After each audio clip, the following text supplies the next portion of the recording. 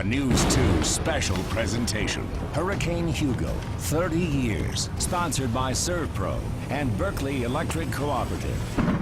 September marks 30 years since Hurricane Hugo devastated the Lowcountry.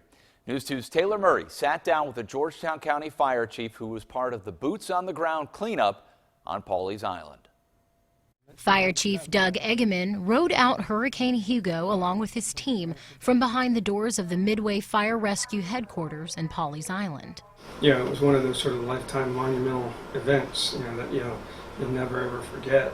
Doug Eggeman wasn't the fire chief at the time, but was a new firefighter and paramedic, saying that this was the first major hurricane of his career. I didn't exactly have a whole lot of hurricanes under my belt at all. Maybe one or two, small ones or close calls or near misses type thing, but certainly nothing of the magnitude of Hurricane Hugo. The morning after Hugo made landfall, Chief Eggeman recalls being in shock as the Midway Fire and Rescue Team patrolled Pawleys Island, assessing the damage and looking for those who were in need of help. I really didn't know what to expect, and so it was really kind of mind-blowing to see the devastation and walk down, and there'd be lots where there used to be a house and there was nothing, or look across the creek and there'd be a house sitting in the middle of the creek, or on the other side of the creek. There weren't any fires to respond to during or after the storm, but this didn't stop the Midway Fire Rescue Team from working hard to help the community recover. Chief Eggeman saying that their station became a feeding shelter for those who had come to assist Pawleys Island with the cleanup.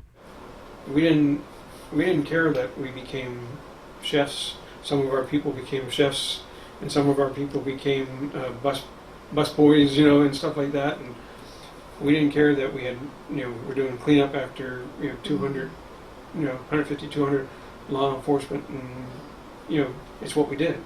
It's what needed to be done, and so therefore it was done. Chief Eggeman saying that it took the entire community working together to pull through Hugo.